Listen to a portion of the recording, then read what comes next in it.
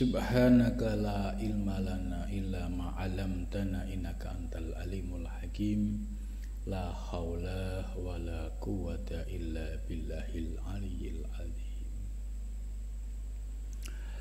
Malam ini kita melanjutkan pengajian rutin,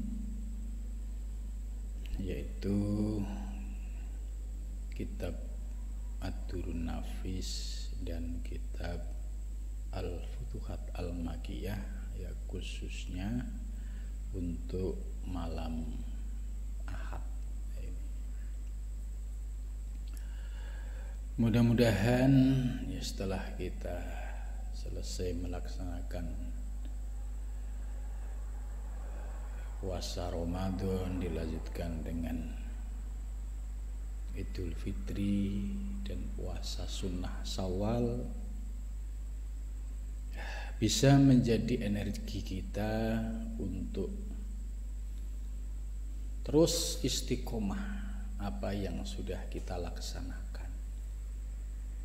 Jangan sampai apa yang sudah istiqomah kemudian berkurang atau mengalami penurunan. Ya, minimal kita menjaga ya kestabilan, jangan sampai turun. Bagusnya, idealnya ya tambah naik, tambah lebih baik lagi. Mudah-mudahan di bulan Syawal ini ya kita diberikan kekuatan lahir dan batin oleh Allah, ya, bisa melanjutkan pengajian kitab-kitab tasawuf, yaitu khususnya tasawufnya para ulama muhaqqiqin, yaitu ulama-ulama ahli hakikat.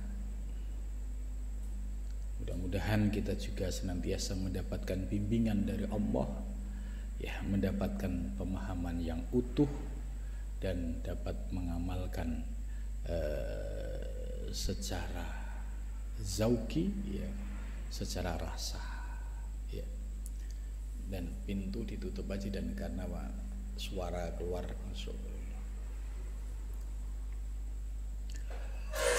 Pembahasan kitab Ad-Durrun Nafis ya sudah sampai pada penjelasan akhir, ya. Sebelum ini mu'alif ya Syekh Nafis Al-Banjari mengingatkan kepada kita, yaitu para salik, supaya dalam memahami kajian-kajian dalam Durrun Nafis ini merupakan kajian ilmu hakikat. Ya, jangan sampai berhenti pada ilmu. Ya, harus kita turunkan dalam bentuk amal, dalam bentuk perilaku, dan khususnya sebagaimana dijelaskan oleh Syekh Nafis, dalam mengamalkan ini tentu melalui sebuah tahapan. Beliau mengutip beberapa sumber, ya, terkait dengan pentingnya mengamalkan ilmu. Bahkan juga memberikan ancaman, ya, bagi orang yang sudah ngerti ilmu tapi tidak diamalkan, yaitu fa'alimun bi ilmihi lam ya'malan mu'adzabun min qabli abidil wasan. Jadi orang yang sudah paham ilmu, ya, tapi ilmunya tidak diamalkan, maka orang tersebut akan disiksa terlebih dahulu dari orang yang menyembah berhala. Nah, ini kan tentu menjadi warning, ya, peringatan bagi kita orang yang berilmu. Jangan sampai kita disiksa lebih dahulu, ya, sebelum orang-orang penyembah berhala. Jadi amanah ilmu itu anugerah. Tapi bisa mengamalkan ilmu ini anugerah yang istimewa. Jangan sampai diberikan amanah ilmu tapi tidak diberikan anugerah mengamalkan. Ini naudzubillah min dzalik gitu. Walaupun ilmu kita sedikit tapi kita diberikan anugerah bisa mengamalkan, insya Allah ilmu ini akan memberikan keberkahan. Kemudian Syekh Nafis juga memberikan semangat, motivasi bagi orang yang mengamalkan apa yang sudah diketahui dalam kitab Ad-Durrun Nafis ini. Ya, maka dia akan diberikan ilmu yang sebelumnya dia tidak tahu. Jadi barang siapa man amil bima ulima, barang siapa yang mengamalkan ilmu ya dengan apa yang dia ketahui, maka Allah akan memberikan ilmu kepadanya yang tidak diketahui.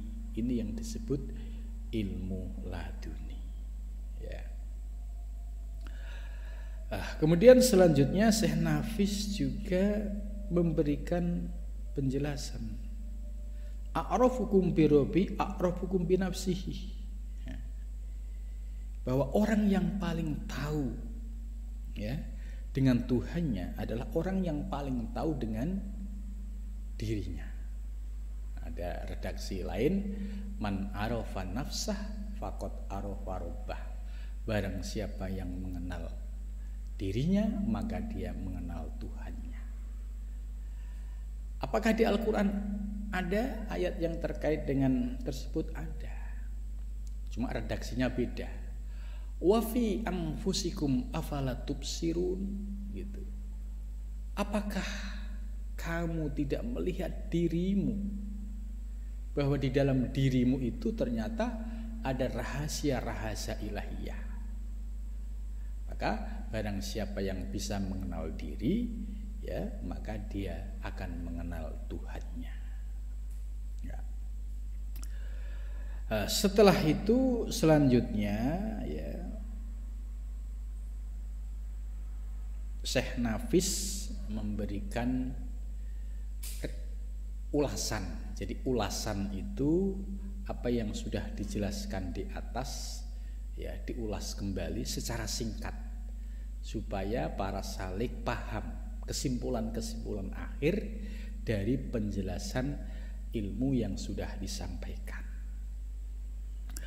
Bermula fana itu 3 pangkat. Ya, maksudnya fana ya, fana itu ada 3 tingkatan. Apa itu fana? Ya, kita harus mulai kenal nih. Fana itu apa? Ya, fana secara bahasa ya artinya rusak. Ya, secara istilahi dalam ilmu tasawuf, fana itu orang yang kesadaran kehambaannya itu sirna gitu. Jadi kesadaran kehambaannya itu sirna. Yang ada adalah kesadaran ilahiyah. Maka ini disebut fana. Jadi saya ulang, bahwa apa itu fana? Fana itu yaitu sirnanya kesadaran kehambaan ya, karena dominasi kesadaran ketuhanan. Orang yang memiliki kesadaran ketuhanan yang dominan, itu kesadaran kehambaannya pasti ya akan sirna. Nah, inilah yang disebut fana. Fana ini asal usulnya dari mana?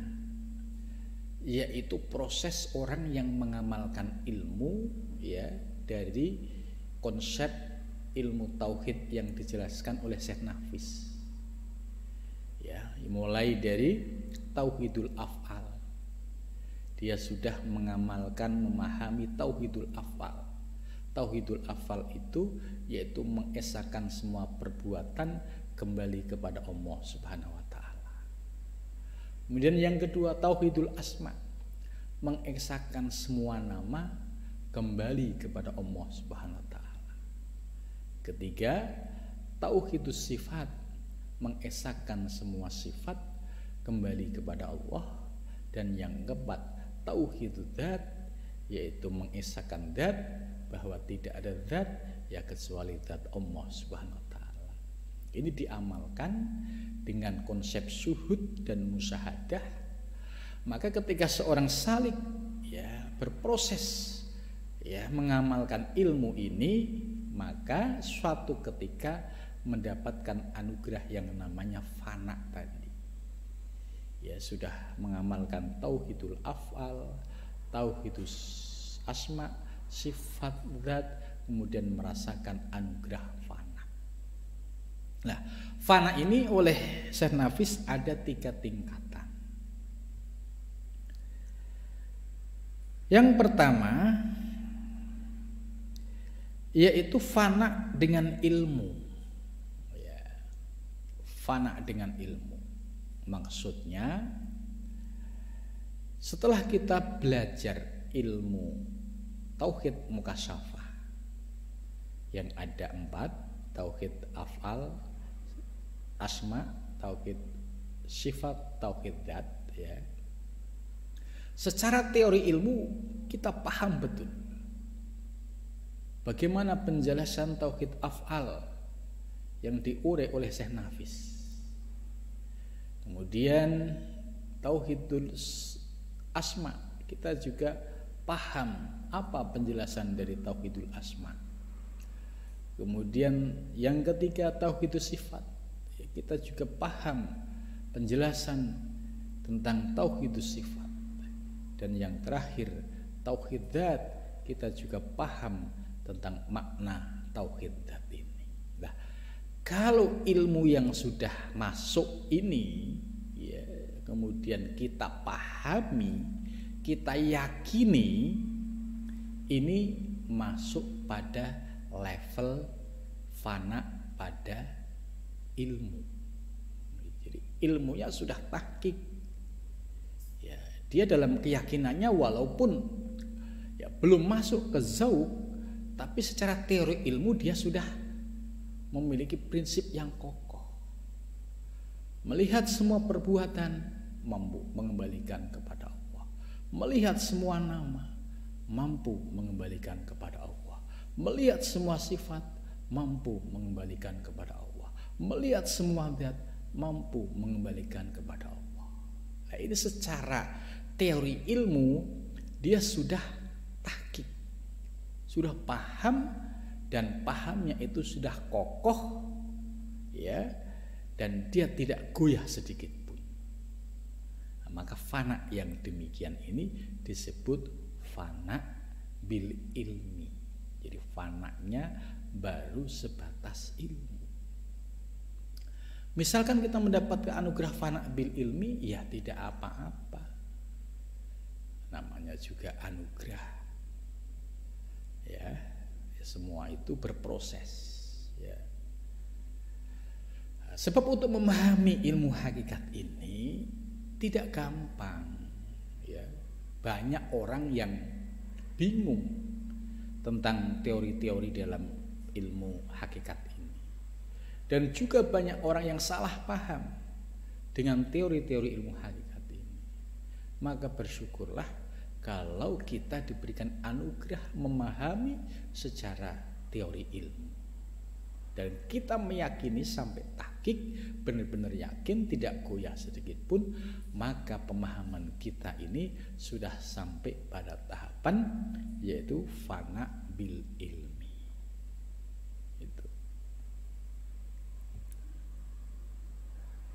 Fana bil ilmi yaitu ya ini definisinya bahwa engkau ketahui akan segala makhluk itu semuanya hilang. Jadi artinya bahwa semua makhluk itu hilang. Hilang itu maksudnya bukan hilang secara fisik, tapi bisa dipahami secara hakikatnya bahwa makhluk yang ada di alam semesta itu yang mengadakan, yang menciptakan adalah Allah Subhanahu wa ta'ala. Jadi makhluk tidak dipandang sebagai sebuah benda yang berdiri sendiri, tapi eksistensi makhluk, keberadaan makhluk tidak lepas dari Al-Khaliq, yaitu pencipta, yaitu Allah Subhanahu wa ta'ala. Jadi bukan berarti hilang itu makhluk hilang dalam pengertian hilang ya sirna, tapi maksudnya kita sudah yakin bahwa hakikat makhluk di alam semesta ini awalnya tidak ada menjadi ada karena yang mengadakan yaitu yang maha ada, Allah Subhanahu wa ta'ala. Itu. Jadi ini harus yakin dulu gitu. Kita melihat gunung ya yakin bahwa Allah yang menciptakan. Melihat seluruh gerakan makhluk di alam semesta, iktikadnya yakin mengembalikan kepada Allah. Karena semua yang ada di alam semesta ini Allah lah yang mengadakan. Kemudian pada fana ain yang kedua. Jadi fana ain. Pertama fana ilmu, yang kedua fana ain. Apa sih fana ain? Ya, fana ain itu fana yang sudah mulai berproses dirasakan. Nah, kalau kita analogkan begini, ya seorang ibu-ibu misalnya pengen belajar bisa masak gudeg misalnya, itu awalnya harus paham teori ilmu gudeg dulu. Oh, komposisinya, racikannya, ini harus paham dulu teori ilmunya. Itu. Jadi bahan-bahannya sudah paham, ukurannya sudah paham. Nah, ini sudah tahqiq dulu di komposisinya ini. Setelah itu kemudian berproses, mulailah nyoba bikin gudeg. Ya. Nah, dalam proses uji coba ini ya, dari teori ilmu tadi akan melahirkan proses yang bertahap. Oh, rasanya awalnya mungkin asin. Oh, kedua mungkin terlalu kemanisan. Kemudian berikutnya, oh komposisinya sudah mulai pas. Gitu. Jadi orang yang tahapan ilmunya sudah masuk pada ain, itu sudah berproses, sudah mulai dirasakan, sekalipun tadi ya, ada proses mulai asin, kemudian terlalu manis. Nah, ini namanya proses. Tapi lambat laun menemukan komposisi rasa yang pas. Nah, ini namanya yang disebut dengan proses fana bil aini. Nah, bagaimana kaitannya dengan ilmu hakikat ini? Setelah paham teori ilmu mukasyafah, ya, tauhid af'al, tauhid asma, tauhid sifat, tauhid dat, sudah tahqiq secara teori ilmu, kemudian berproses diamalkan. Melihat apa yang ada di depan kita, pelan-pelan kita mulai bisa mengembalikan kepada Allah. Melihat gunung, melihat bumi, melihat lautan, melihat gerakan orang, pelan-pelan sudah mulai bisa mengembalikan kepada Allah. Sekalipun dalam tahap ini turun naik itu wajar. Kadang lupa, kadang eling gitu. Nah, ini yang namanya proses ain. Sampai tahapan bisa full ya memandang kepada Allah, itu membutuhkan waktu yang panjang, nggak bisa ujuk-ujuk.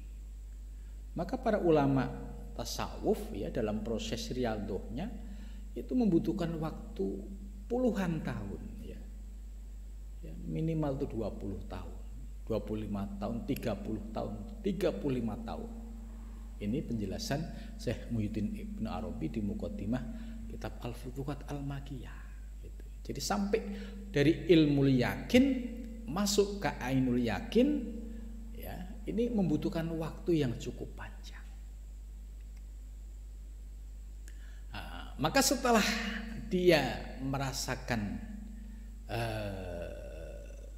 apa yang diyakini, apa yang dipahami, apa yang diyakini, kemudian dirasakan, ya. Nah, inilah yang disebut dengan fana bil aini. Ya.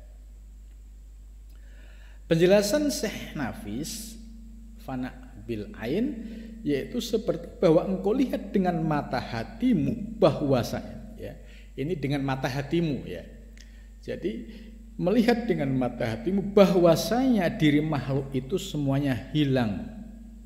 Itu. Jadi diri makhluk ya manusia. Makhluk ini alam semesta ini makhluk.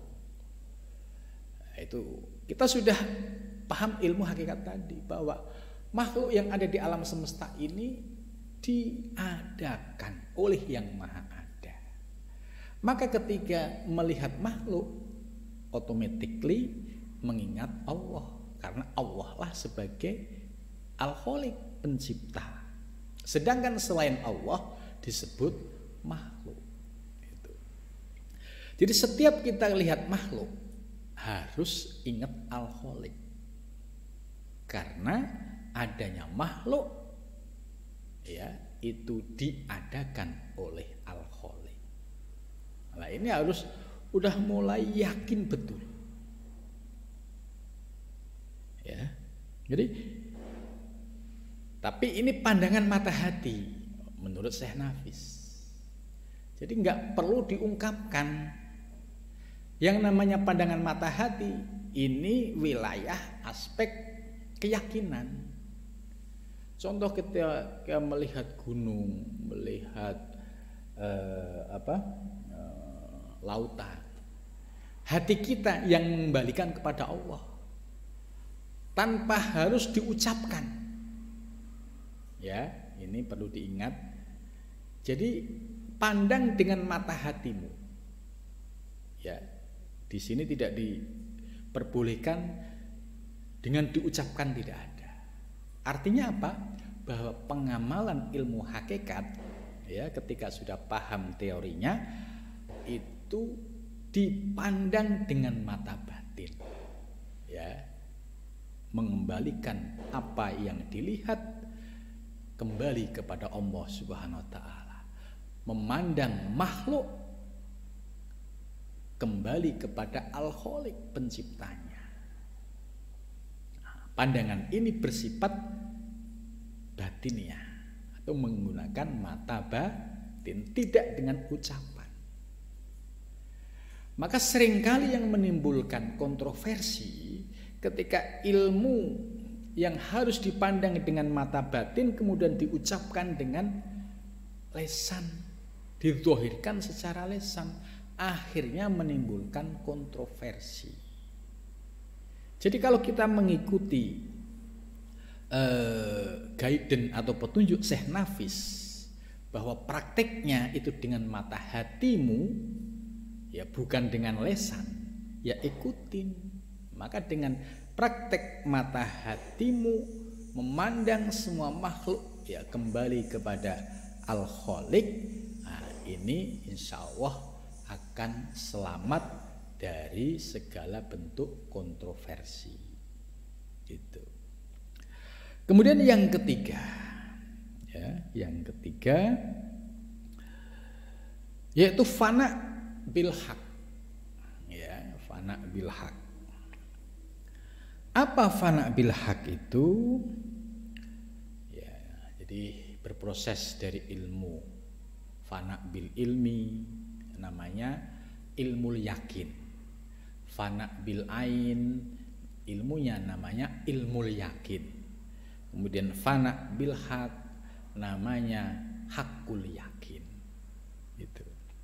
Lah, fana bil haq ini yaitu seperti bahwa engkau pandang bahwasanya segala makhluk itu sebenarnya lah semuanya hilang, tiada baginya wujud hakikatnya. Itu. Jadi yang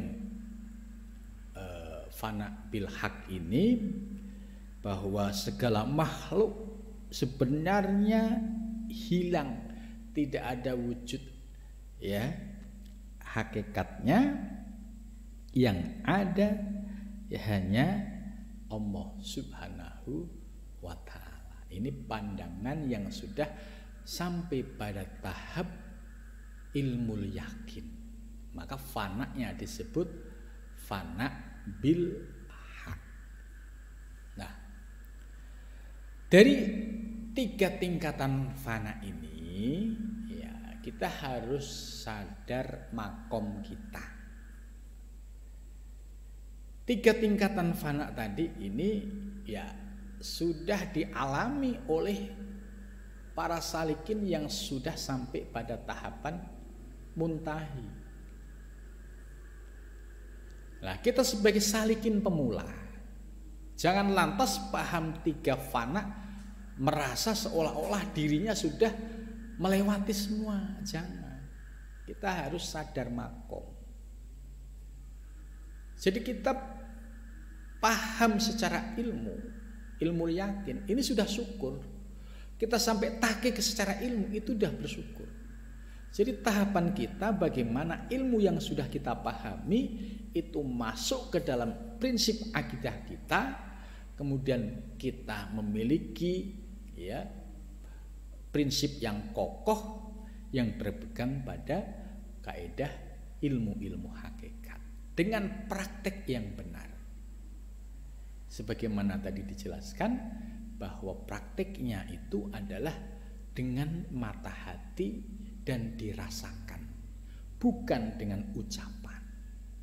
Itu. Jadi cukup kalau dengan mata hati dan dirasakan, ya cukup antara diri kita dengan Allah yang tahu. Tidak perlu harus orang lain tahu, apalagi harus ya didohirkan dalam bentuk kalimah, kemudian kalimahnya dibuat status supaya orang lain tahu. Ini justru bahaya, akan mengundang yaitu ya ujian yang akan dikirim oleh Allah Subhanahu wa taala secara nyata. Kan berat akhirnya. Lebih baik kita prakteknya nyari pakai zona yang aman. Ya, yaitu dengan praktek dengan mata hati, yaitu disebut dengan praktek syuhud, kemudian tidak untuk diucapkan secara lahiriah. Ya, ini praktek yang aman. Ya, pertama tidak ada kontroversi, kedua ya terhindar dari ujian-ujian berat ya yang untuk menguji apa yang didohirkan. Maka orang-orang yang tidak paham peta ilmu ya kadang mendohirkan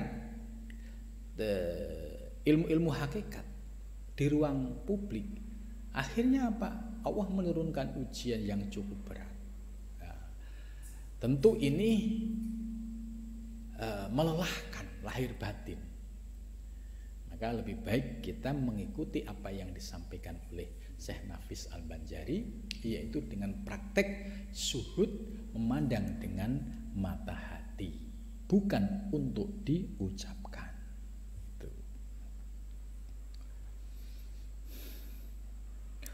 Kemudian selanjutnya ya, jadi fana ada 3, yaitu fana bil ilmi, berarti ilmunya disebut ilmu yakin. Ya, fana yang kedua fana bil ain, ilmunya disebut ilmu yakin. Dan yang ketiga fana bil haq, ilmunya disebut hakul yakin. Gitu. Kemudian selanjutnya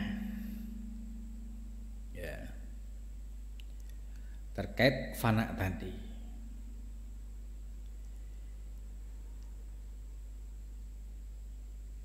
Yang pertama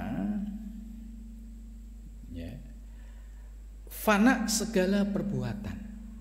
Ya, tadi sudah saya sampaikan, ini masuk tauhidul af'al, mengesahkan semua perbuatan. Saya Nafis menjelaskan fana segala perbuatan seperti kata mereka itu tiada yang berbuat hanya Allah. Itu. Jadi fana perbuatan. Orang yang keyakinannya sudah memandang bahwa tidak ada yang berbuat kecuali Allah. Sekali lagi ini pandangan syuhud, pandangan mata hati, bukan untuk diucapkan. Jadi pandangannya sudah tahqiq seperti itu. Nah, ini baru fana dalam af'al. Ya. Kemudian yang kedua, fana segala sifat. Yaitu seperti kata mereka, tiada yang hidup hanya Allah Ta'ala.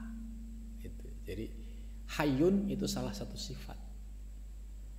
Ketika melihat hal-hal yang hidup di bumi, di depan kita, itu hakikatnya yang menghidupkan hanya Allah. La hayya illallah, tidak ada yang hidup kecuali Allah. La hayyun ini termasuk salah satu dari 7 sifat ma'ani. Kan kudrat, irodat, ilmu, hayat, sama, basor, kalam. Hayat, wujudnya hayyun, hayyan. Ya. Begitu juga sifat yang lainnya, kudroh, irodah, ilmu, hayat, sama. Ya, sesungguhnya tidak ada yang kuasa ya kecuali Allah. Nggak ada yang berkehendak kecuali Allah. Nggak ada yang hidup kecuali Allah. Nggak ada yang mendengar kecuali Allah. Tidak ada yang melihat kecuali Allah. Tidak ada yang bicara kecuali Allah. Ini termasuk bagian dari fana bisifat, atau disebut dengan teori ilmunya disebut tauhidus sifat, mengesahkan semua sifat kembali kepada Allah Subhanahu wa Ta'ala. Sampai pada tahap keyakinan ini prosesnya ya panjang tadi, dari ilmu yakin dulu, kemudian terus berproses sampai ainul yakin, sampai puncaknya merasakan hakul yakin. Kemudian yang ketiga yaitu fana segala zat, atau ilmunya atau teorinya disebut tauhidud dzat, mengesahkan semua zat. Setelah diamalkan, ya, dirasakan, sampailah pada tahap fana bidzat. Ya, penjelasannya yaitu seperti kata mereka itu, yang mewujud hanya Allah Subhanahu wa Ta'ala. Jadi yang ketiga, fana bidzat itu dalam pandangannya, jadi tidak ada yang mewujud hanya Allah. La mawjuda illallah. Ini orang yang sudah pada tahapan tauhid dzat. Nah, sekali lagi, untuk sampai pada pemahaman tingkat ini itu tidak gampang. Banyak orang yang susah ya sampai memperoleh pemahaman tingkatan tauhid dzat ini. Karena ya perlu kejernihan hati, kejernihan batin, dan perlu juga riyadhah yang istiqomah. Sebab kalau bisa merasakan sampai pada tingkatan ini, ya ini yang luar biasa, ya. Jadi orang-orang yang sampai pada tahapan ini, ya mereka itulah yang disebut dengan arifin billah, yaitu orang yang mengenal Allah Subhanahu wa Ta'ala. Itu. Nah, ini dijelaskan. Sah dan fana yang tiga itulah yang ada akan dia dengan kita setengah daripada segala arif. Jadi orang yang disebut arifin billah itu ya sudah merasakan apa yang dijelaskan tadi. Ya, mulai dari fana bil ilmi, fana bil ain, fana bil haq, kemudian fana dalam perbuatan, fana dalam sifat, fana dalam dzat. Ini sudah menjadi zauknya itu, dan pandangannya, suhudnya konsisten, istiqomah itu. Lah, orang yang sampai pada tahapan ini ya disebut sebagai arifin billah. Barang siapa memandang ia akan segala makhluk itu tiada ada perbuatan bagi mereka itu, maka saya beroleh kemenangan. Jadi kalau seorang salik sudah mampu memandang semua perbuatan makhluk kembali kepada Allah, ya secara secara suhud, ya tidak perlu orang lain tahu, tidak perlu untuk diungkapkan, diucapkan, maka dia telah memperoleh kemenangan. Dan barang siapa memandang ia akan mereka tidak hidup bagi mereka itu, maka berhampirlah ia. Ya, artinya dia sudah mulai mendekat. Dan barang siapa memandang mereka itu adam, tiada bagi mereka itu wujud segala, maka sampailah yang demikian itu hasillah oleh Syekhul Islam di dalam Syarah Hikam Ibnu Ruslan. Artinya orang tersebut sudah sampai pada tahapan arifin billah. Mudah-mudahan kita dibimbing oleh Allah ya dalam memahami kitab Ad-Durrun Nafis ini, bisa merasakan 3 tingkatan fana, mulai dari bil ilmi, bil ain, bil haq, kemudian juga bisa merasakan fana terhadap perbuatan, fana terhadap sifat dan terhadap zat. Mudah-mudahan Allah memberikan kemudahan lahir batin kita dapat mengamalkan dan merasakan. Amin ya rabbal alamin.